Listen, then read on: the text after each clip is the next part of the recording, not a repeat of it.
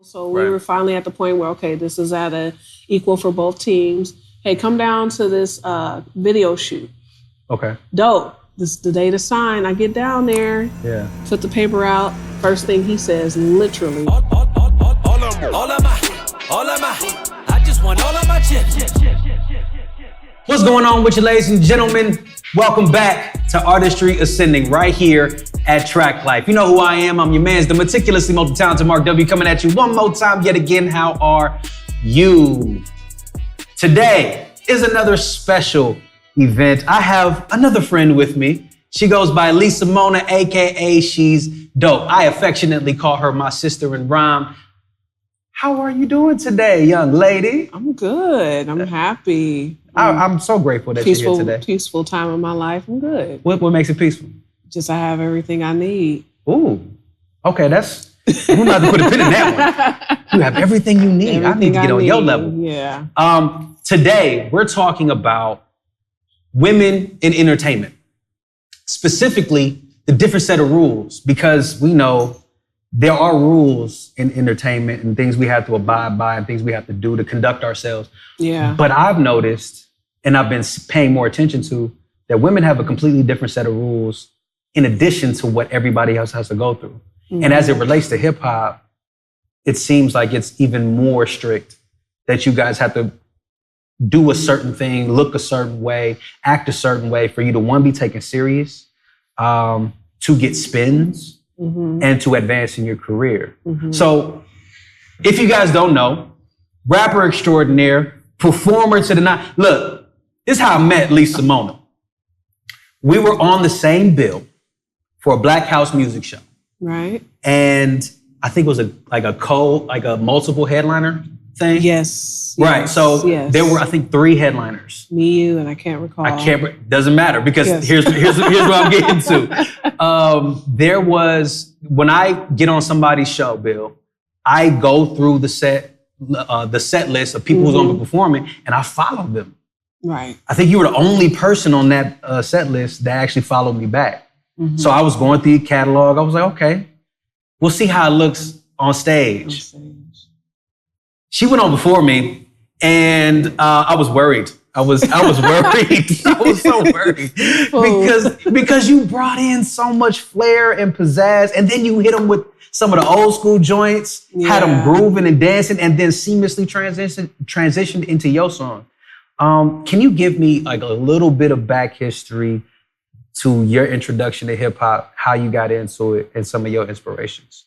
I started pretty early, elementary school age. Okay. So. Well, we talking 4th grade, 5th grade, or we're talking about 3rd. I was like 8 years old when I started writing rhymes. Okay.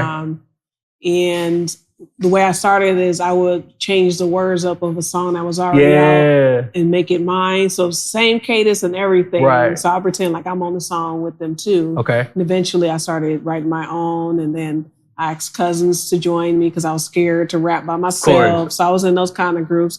And at 9 years old, I was writing my verse, their verse, and I would teach them how to rap it. So everybody outside playing, doing what they do. I'm writing verses. Come in, they ready. This is your verse. This is how you say it. This is where you're going to go. Yeah. So I fell in love super early. My first performance, I was in the 5th grade. You know how they have the monthly student of the month assemblies. Right. Me and my cousin performed. Oh, snap. Okay. And what got me into it was, at that time, I'm about to tell my age, but Criss Cross, was out. That's telling my age too. What's up? I thought I wanted to be Criss Cross. Yeah, I love them. And ABC, I loved all those groups and stuff like that. So I was for the young ones watching, Another Bad Creation. Another Bad Creation, yeah.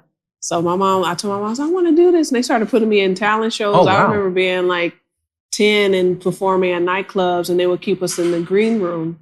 Yeah, up until you could perform. Until we could perform. And then they kick you out, or were you able to stay in the green room? Our parents and stuff stayed in the green room with us, and then after our performance, we would leave.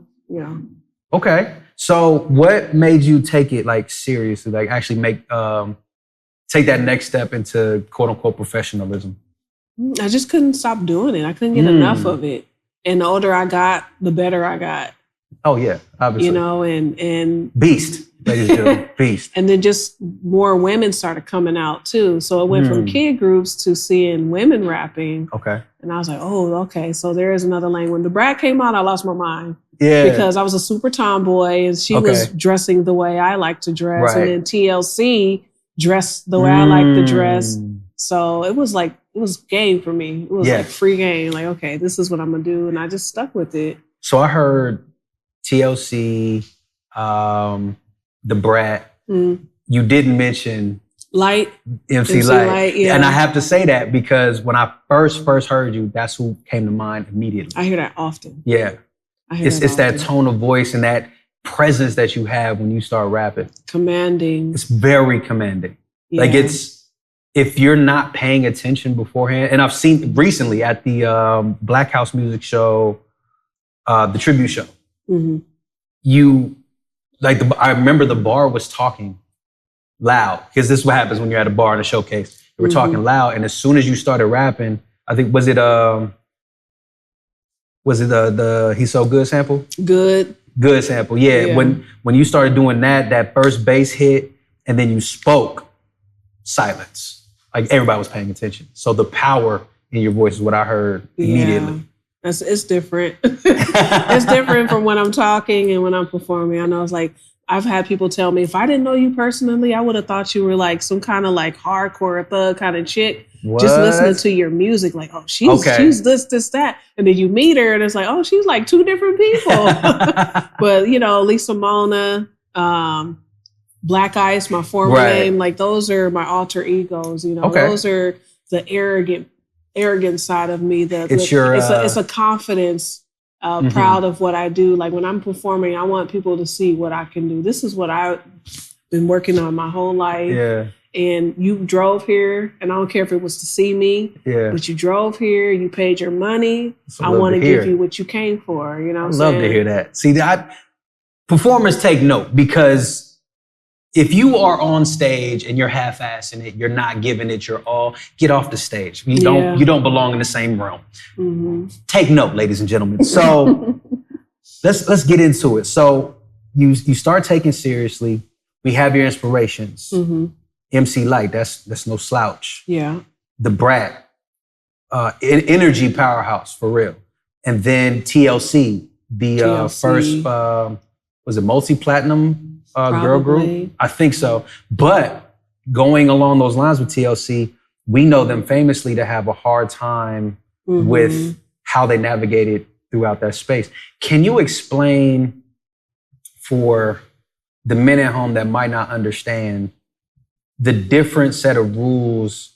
And we don't have to get specific. I mean, I want to dive into each one, but what's one of the main things that most guys like myself won't know, that a rule that you have to follow as a female in the music space? It's really kind of contradicting, if you ask me, because they say that they want you to carry yourself a certain way to be respected. Right. But then the music that they want you to do is contrary. Right. So an artist like me, you know, and there can be other ladies like Rhapsody, you know, you probably won't hear our music on the radio.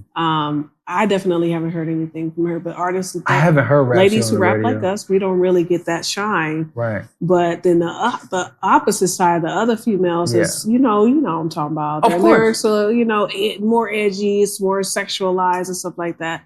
Those are the ones who get the spotlight. Right. So, but on the flip side, as a guy, J. Cole and Kendrick can do that, and they're going to get that shine. Right. And they have the opportunity to do other kind of music as well. But for us, it just don't work like that. And honestly, I don't understand it to this day, why it is. And what's so cool with me, I feel like it should be, is even though I have bars, my beats still complement what people will want to hear. She is a producer as well, ladies and gentlemen. I forgot to make mention of that. Absolutely. She's a producer. Lisah Monah, beat on them. Beat on them. Yeah. So I'm trying to meet them halfway, but for whatever reason, it's not working out. And, you know, even these rules where, you know, I've had experiences where labels, you get to that point where it's like, okay, it's time to sign, and they're trying to sleep with you. Right. You know, and I've had that happen like 3 times. So you talk about this often in your tracks where you're expected to show more skin. You're expected to talk, like you just mentioned, you talk a certain way. And then when you get into those label, those executive meetings, what then becomes the conversation? Because you, like you said, they're trying to sleep with you. Yeah. What happens in those, like what is that experience like exactly? Well, I can give you a little backstory on one of them. It was with a major label that people are very familiar with. And it was so traumatizing. I'm going to find out what it is off camera. I'm going to tell him later. Right. But it's so traumatizing that I even remember the man's first and last name and what he looks like. And this happened in my early 20s, you know. But he had been going back and forth with my manager, you know, because some things in contracts are negotiable. So we were finally at the point where, okay, this is at a equal for both teams. Hey, come down to this video shoot.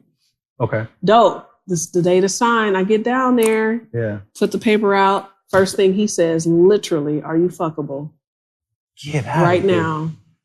So, and it wasn't even like a euphemism on some, will people want to? It's, are you willing to do that right now? Damn. Damn. And at first I didn't know how to take it. Like, to see, what does he mean? Right. You know, he said, for this deal right now, are you willing? And that was it. After that, you know, me and my manager was a woman, you know, so him and her had their words, whatever, but it didn't, you know, go through. And I remember going through like a depression. Yeah. You know, I was really sad. I was hurt by it, you know, and absolutely another label, you know, came at me, but this time they were like, well, what are you going to give us? And we don't want money. What else would you want? These are the real, these are real, you know, things that happen. What does that do for you after the fact? Like, because you're still doing it, because you said that was in your 20s. We're here now. My 20s was not 15 years ago. That makes us too old. 10 years ago. So it's since you're still doing it, how do you get past that? What kept you going? The love for the music. Even like, because we were talking earlier, I quit all the time. Right. Like, you know, she's famous for, she hit me up, I was like, I'm just not doing it anymore. I'm done. And I'm being very truthful, like speaking from my heart when I'm telling you that's where I'm at that moment. Right. But it's like I said, it's one of those stressful relationships. Like, this is a marriage where we go into counseling, we trying to work it out for the kids, and we leave and we keep coming back to each other. We separate, but we just cannot leave each other alone. That's me and music. And I don't know why I like this. I don't know why I like that nigga, but I do. He is so good to me when he is good. When he do me good. Right, you know, but I mean, that's me and music from since I was a kid. It's just, you just can't get it out your fucking system. I cannot. So there's a real love for it there. It truly is. And it's to the point now where it's like, you know, I can't worry about numbers no more because we all know that don't really mean much. No. You know, I have to just, like, if I'm in the mood to put something out, I got something creative, you know, I'm not going to steer away from my morals or what I believe I should be doing to this day. You know, there's some regret. Like, I was talking to a friend at work, right? Okay. And I was telling her, part of me wish, just a little piece of me, wish I would have went on and did that. Really?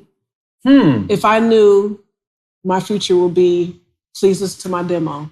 Still. But wait a minute. So I would have took it to the grave. Honestly, I hear you on that. But if you did that, right? Do you think your trajectory would look as it is now? No, and that's the thing I would have to sacrifice. Right. I would have to probably sacrifice my mental health as well, because I think a lot of people succumb to, you know, those vices that are harmful to them because they did things that they weren't proud of. Right. And see, I don't know, you know, I'm a very empathetic person. Yeah. So I can my wife is the same way. You know, the same way. And you know, so the kind of heart that I have, I will be mad at myself. Right. And I will always be mad, but no one will ever know why. Yeah. That's the thing. We've had conversations. We had a recent transaction with a promotional company where you still didn't tell me exactly what happened. Right. But I knew you were upset. Mm-hmm. If you'd have went through with that, would it have reflected into the music? At some point, you know, artists, we tend to talk about our lives, you know. But here's how I mention that though, because you didn't go through that. You have your sanity intact, and you can still actively, progressively make the music that you make. When you see somebody, and I'm gonna say the name, like what's the Sexy Red, doing what the music that she does so openly, do you think there was that type of conversation, that type of interaction that happened behind the scenes that we're just not aware of? I know it's a possibility. Right. I think that a lot of the chicks, I wonder if they had the option to choose what they choose, a different sound, because it almost makes it seem like if you want to be successful, you already know this is the kind of music you have to make. Right. You know, it's one of those things I always think about. Like, if I don't mind them doing that, if that's what they want to do, I just feel like there's more though. Why are you just showing this? Like, people, consumers will consume whatever the hell you give them. So if you throw me in the mix, they're going to consume the hell out of me too. But that's the point though. They're not giving us those opportunities. Right. So let Sexy Red, Glorilla, Meg, whoever else, let them do their thing. That's what those ladies want to do. That's dope. Let me do what I want to do. Give me the same respect, the same kind of shine. And if it's not meant for me, don't you make that decision for me. You know what I'm saying? Yeah. How far my music could go. You're making that decision for me. How often does it happen to where, because you've been in those spaces where decisions are made for you and you're not consulted in that space? It's not often, because I've always done what I want to do, apparently. Clearly. You're right. Clearly, you know. It's always, but there hasn't been times where I question, like, dang, should I try it? Should I try it? You know? And you probably listened to my catalog and heard some of the earlier stuff and the new stuff. And there has been some changes with me, you know, but it hasn't been significant enough to where I'm leaving. I don't recognize who you are anymore. Yeah. I can hear the makings of what we have now. Yeah. It was Lisah Monah, a.k.a. She's Dope. Lisah motherfucking Monah. Lisah Monah beat on him. Yes. So there was a podcast that Joe Budden was talking about, where Joe Budden's podcast, where he was talking about the era of the female rapper is done. Now, we know that was a highly pointed way to phrase that question. Yeah. How did you feel about that statement? I understood. Okay. And I think he was coming from a point of view where the women that I talk about inspired me. Yeah. Those type of artists are nowhere to be found. And now we have this new school set of artists. Right. And the new school are not carrying the load of what we think hip hop should be. Okay. So that's why I didn't take offense to it, because you might be right. right. At least right now. Yeah. At least right now. I think it's definite, to your point, I think there is a narrative that's getting spun that a lot of the younger women are paying attention to and adopting, but they don't know about Lisah Monah. They don't know about an MC like Queen Latifah, The Brat. Rhapsody. She's in my top 5 officially now. I made that decision. She wrote, when she put out a track, no, not even the track, it was the LA Leakers freestyle. I was listening to it, I was like, okay. Every time I hear, I want to write. I want to write something. And that, for me, that makes the top 5. But we don't know about these. There's another one, Sarah.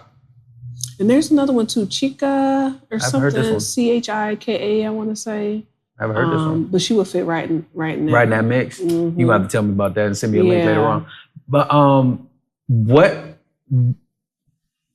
what can we do, or is there anything that can be done to help open up a lot of these young ones to women of your caliber? And how do we go about doing it? At least, what are you doing to go about exposing that side so that it's not just a monolith? You know? Honestly, I'm still trying to figure that out. Right. I think word of mouth is still the best. You know, I suck when it comes to social media. I mean, I'm just not interested. And that's the problem now, is like, I'm trying to find where I fit in, because I don't feel like there's a space for me. Okay. So I have to create a space. You know what I mean? And so creating that space will hopefully, you know, put me out to the masses a little bit more. But it's still something I have to figure out, and I can't do it by myself. Speaking of by yourself, and I'm gonna deviate a little bit, can't do it by yourself. You are married. Yeah. So how is that dynamic of you being on stage and your husband is watching on the sideline? Because normally it's the other way around. Mm-hmm. The wife is on the sideline. Right, the first lady just. What is that? Because I met your husband, great dude. What's going on with you, brother? But what is that dynamic like? And how is his confidence level seeing you on stage, doing what you do, commanding the room, and obviously getting attention and eyes? What is that? I married him for a reason. Mm-hmm, there it is. I've been obviously in relationships before, and I've had to deal with jealousy. Either they were jealous or they could care less about my career and didn't support me. So the guys prior to that, I had to deal with that. And, when he met me, this is what comes with me, but he had I remember like one of the first times we actually really got to hang out, he sat with me in my living room for hours listening to beats. What? Yes. I was like, this dude is cool. That's dope. Like I'm thinking about writing to this beat. Like I had just a ton of them. He just chilled. Right. And we, had our drinks, whatever else we doing, and we listening to music. And he That's actually sweet. genuinely wanted to hear like some of the stuff I did and liked it. Yeah. So I was like, this is marriage material. And then the fact that he didn't get jealous when he started going to shows, he knows, guys are going to be attracted to me. People are going to come up to me and want to talk and all that stuff. But the thing is, he knows who his girl is. There it is. So y'all can do all you want. She ain't gonna budge. She's not interested in you. She don't want you. Like she's with me. Like, yeah. And that's the thing. That's the respect thing. And it goes both ways with him. He can go out and do his thing because I know he respects what we have. So it's nothing to worry about, and vice versa. It's a beautiful thing when that happens. Peaceful. Tell me about it. I told you before we started. That's what made me put a ring on my lady. Like it's when I can see that you're comfortable with the level of attention that I can get, the industry that I'm in, and know that I only got you on my mind. But the dynamic of men and women in a position of power or authority, like I said early on, your voice is commanding. You have authority. So that seeming dynamic shift where you're on that stage and you got everybody's attention. Tell me about like past relationships and what that's been like as far as, not going too deep into those past relationships, but what are some of those challenges that arise when you're dealing with somebody, a man who's not in the alpha position for that moment in time? Having issues every time you got something to do music-wise. Yeah. To the point where you got to deal with attitude or questions about certain things. Like, there was a point in my career where I was in a group with 3 dudes. We were called the Mathematics. I saw that. And I was the only girl. Like any group I've been in, I've always been the only girl. Ooh. So now you're dealing with a guy who's jealous of your music, but now like who you talking to in your group? So it was just never like,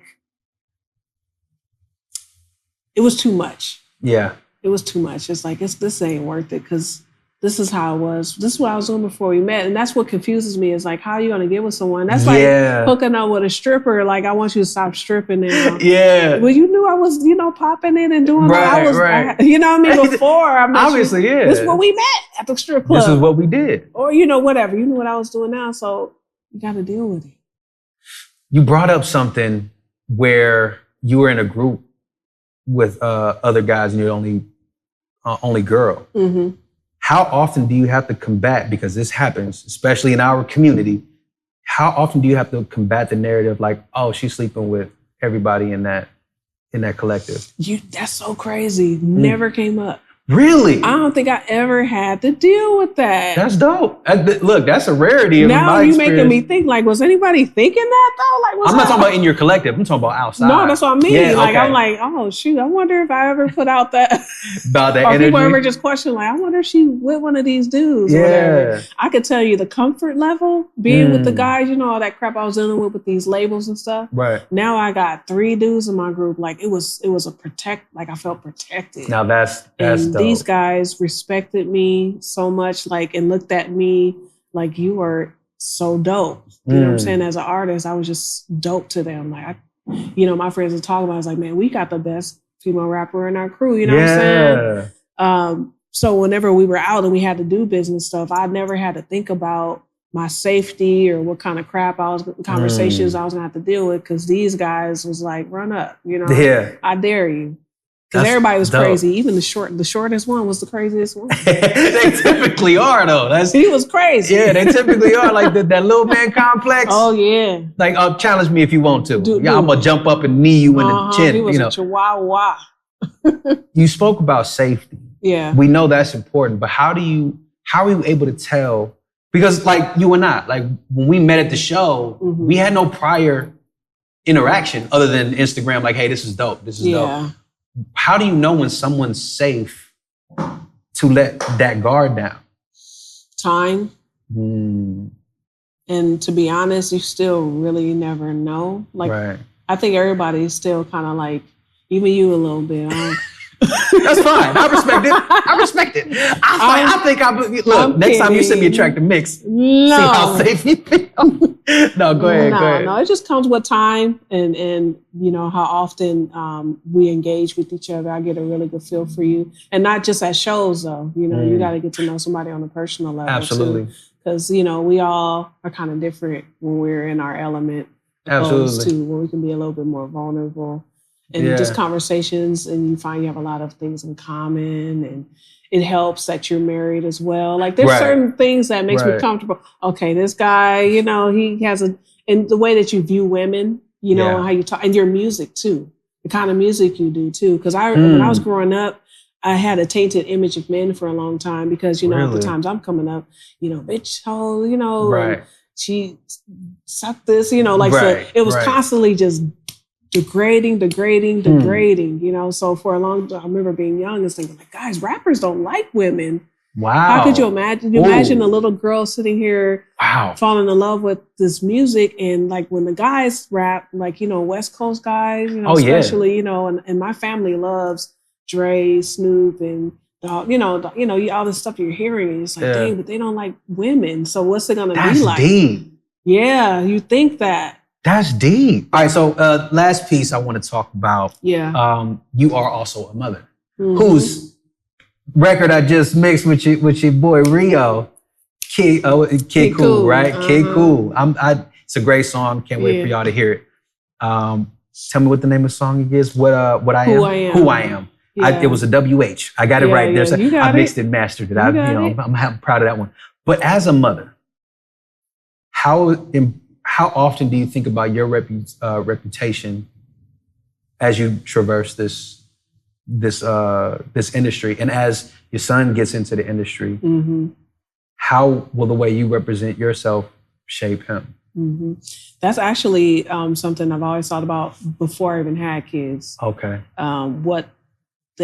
How they'll view their mom if I carry myself a certain way. Yeah. You know, I seen this Instagram where Cardi B was listening to her song or someone else's, but, you know, the language was not kid friendly. Right. And her daughter walked in the room and she hurried up and I remember that video. Yeah, and I was like, I don't want that. And that eventually that kid's gonna get old enough and she's gonna be able to see bongos and WAP. The kid's gonna be able to see all of that. And the internet is not blocked outside of your house. Like, you could walk, I don't know if they do a department, I'm dating myself too. I don't know if you could walk through department stores and see a video playing like you used to, you know, like, ooh, and you just stay at the window and look at it.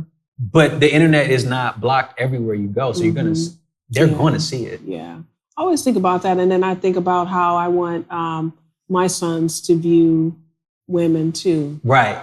So even in my marriage, you know, how well your dad treats me, how he talks to me, the things he does for me. Like, I want you to see the good side of it. Even like if you take it like where they're young and they start looking at porn, right? Okay.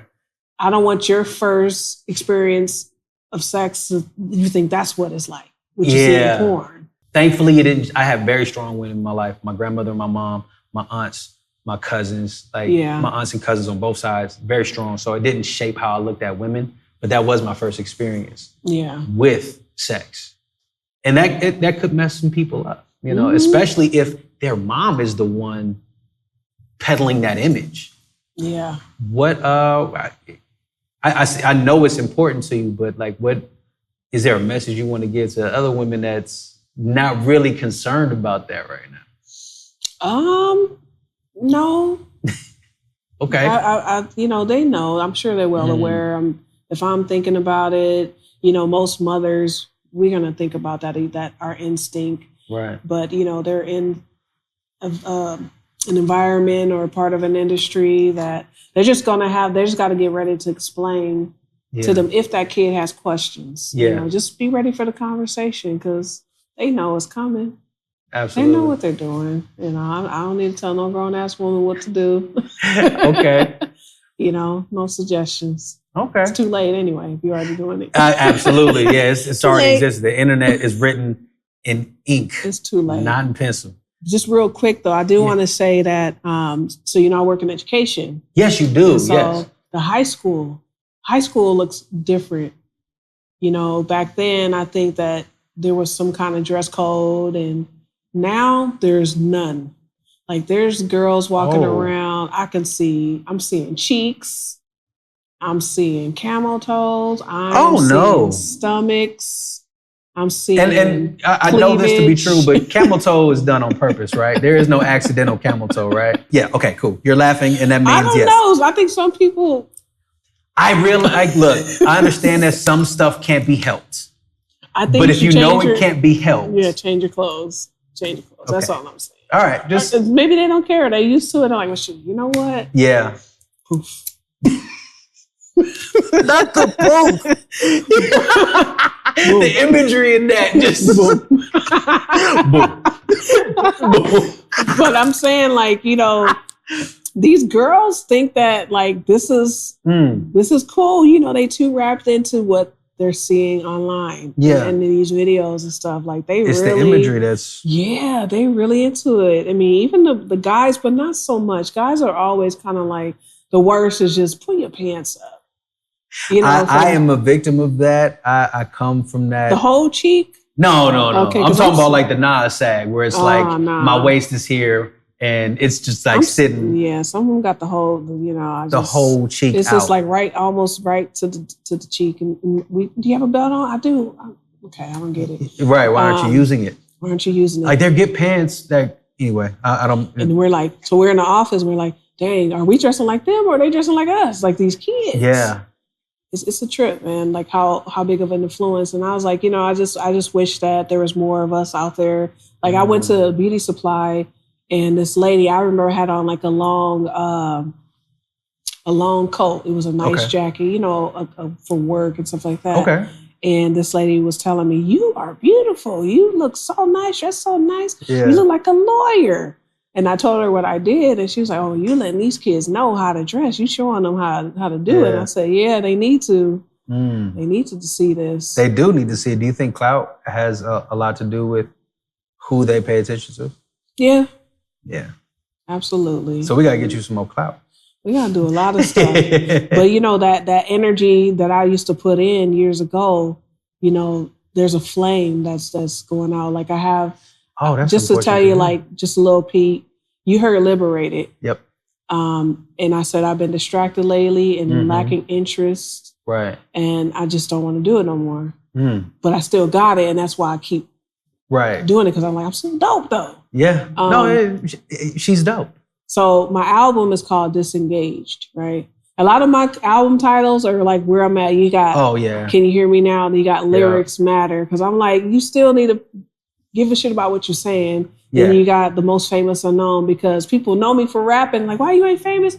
I don't know. You think if I knew the answer to that, like you would have to ask me the question, you know what I mean? Man, I just put up a post talking about, stop telling me why. We talked about that all the time, people. And then you still rapping, right? So that album. Yep. That's another thing. You still rapping? Yeah. Yeah. I ain't getting no feature on that. So the fact that you had Black in there. I tried to mix up. I know. I get it. I'm trying to mix it. I still like, don't do that.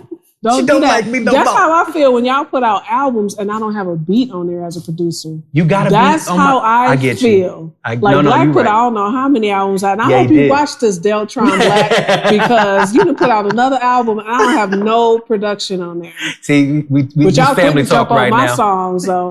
Let me get on that track. How about you do one of mine on, you know what I'm saying? Yeah. Y'all like my beat? I got you. I have a beat of yours now that I'm about to write to. I just told you, I want to make sure I give it the business.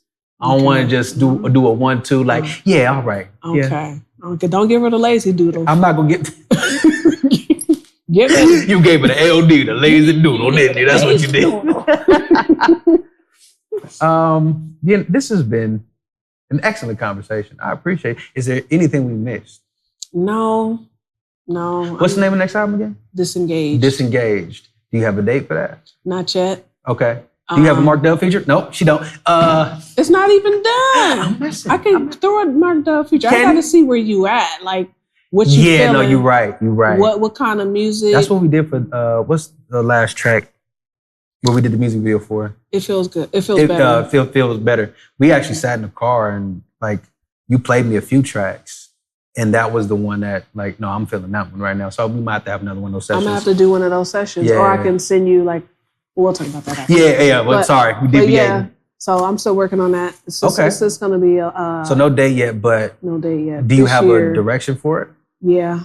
Okay. Yeah, I have a direction for it. The title speaks for itself. Yep. Yeah. You know, Liberated is gonna be on there. You obviously. Have a promo plan for it? That's where you come in. Okay. Just wanted to see. You know I was fishing. It's a lot of stuff, and like I said, I'm just not interested. I don't feel like I hate how we're almost forced. You got to use social media now. You got to have like soon as you meet somebody, what are your handles?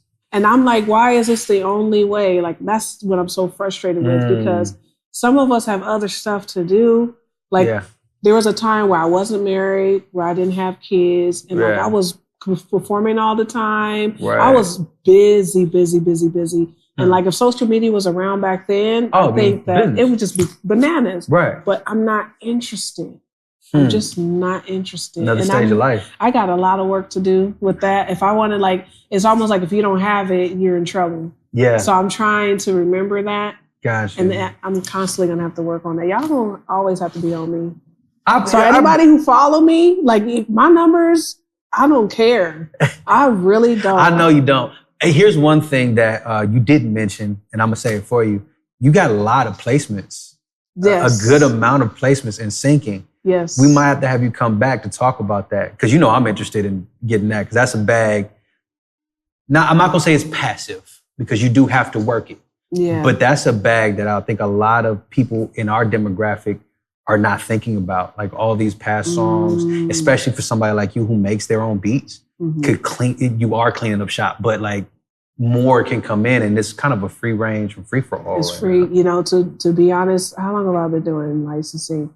I would say this is like year 3. Okay. And I've made more money doing that than my entire rap career. Right. I still to this day have made less than $200 from my rap career, the check that came in. So we definitely got to have you back. I do. I think people should really, really think about that. Because that's another thing. I was like, okay, if I'm not going to, you know, pursue, because obviously like the spotlight, you know, they're not checking for chicks like me. So where else can I make some bread? Not yet. We gonna wake them up. We gonna wake them up. They don't know we're here, you know? Right. But once I figured out that lane, it's amazing. Like, it's you do have to work for it, but I'll tell you this, no one taught me how to do it. Right. I went online and started looking. You introduced me to the first person who gave me a shot. Yeah. And I will be forever grateful for that. Hey, look, we both had the same. Yeah. I'm pretty sure we both have the same type of story about that situation. Yeah. Yeah.